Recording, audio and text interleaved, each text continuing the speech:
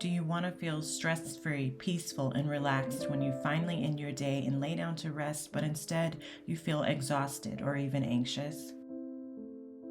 Sometimes it can feel like we're always busy and rushing all day with our minds constantly racing, so no wonder so many people have trouble unwinding. Before I had a consistent evening routine, the end of the day felt like running into a brick wall, and I barely had enough energy just to feed my family and crawl into the bed to zone out in front of a screen.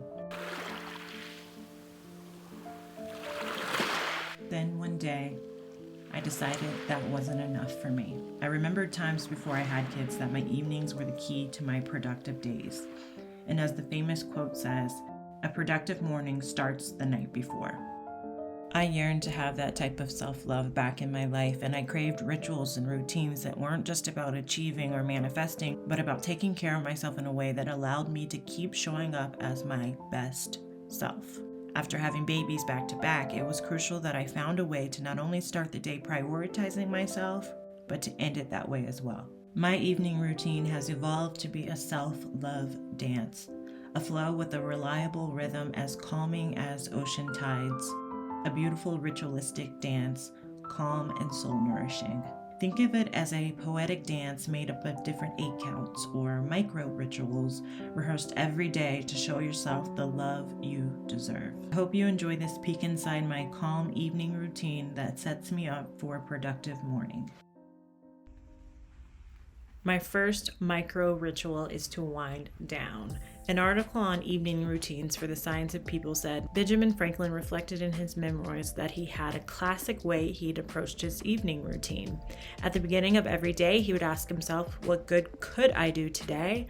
And at the end of the day, he would ask, what good did I do today? For me, my wind down work routine consists of back planning, where I go back through my calendar and I look at, did I get done everything I wanted to get done today? And I also kind of evaluate how much of what I did contributes to my overall goals. I also take this time to go through my habit tracker and take a look at how I did for my habits for that day. Then finally, I also write down any revelations, mantras, affirmations for that day in the notes section of my daily planning. The next micro ritual in my evening routine is to close up. This is when I kind of close down my house, close down the day. As a part of my cleaning routine, each day I do a load of laundry, so at the end of the day during my evening routine is when I take them out of the dryer, fold them, and put them away. I also take this time before my kids come home to water my plants or do anything that I need to do in the backyard for my plants outside. I usually have a designated day in which I water my plants. On plant day, this happened to be that day. And if it's not plant day, I usually try to tidy up in the backyard or on the porch. It's kind of just a time to make sure I have an allotted time for taking care of my outside areas. And then by then, it's usually around 5:30 p.m., which is about the time I start cooking dinner for my family. I used to really like to cook, but now that I am a mom with a full plate of things to do, sometimes I see it more of a chore, so I usually try to cook something easy, and I'll try to make things that both me and my husband and my kids can eat, but it doesn't always work out like that.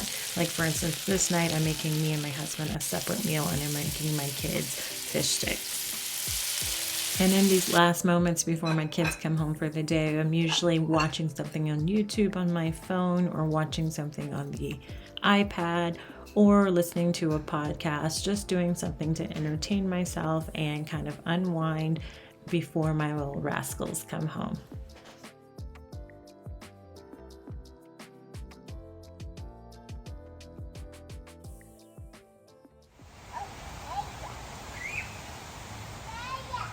And they're home and the chaos begins, fun chaos. As soon as they get home, usually we have our dinner. I usually like to have it ready by the time they get home. And then while my husband is giving them a bath, or sometimes I'll do it, we switch back and forth, I will do the dishes and the cleanup of the kitchen. I like to close it down, clean all the dishes, wipe down the oven, wipe down the countertops, clean out the kitchen sink. I usually like to leave the kitchen sink shining as part of my nightly cleaning routine. That way when I come back down in the morning, my kitchen is singing to me. And then I also like to take this time to do the clutter check, which is like a toy chaos check of putting away all the toys that my kids played with after dinner. Again, that way when we start the morning, everything is nice and fresh and clean when we come downstairs.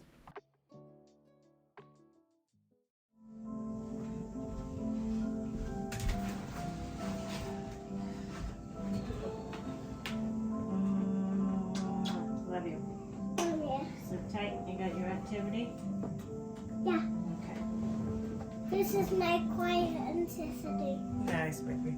so I can be quiet.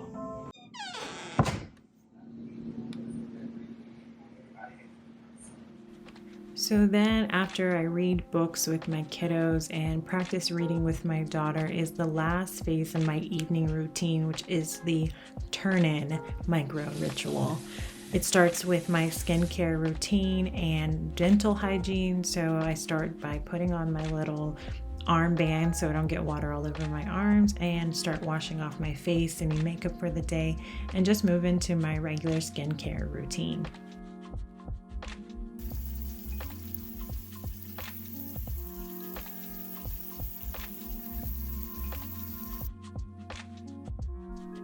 Then after giving my face a good clean, getting off all the makeup and drying it with this hypoallergenic towel, I move into my skincare, starting with my rose water.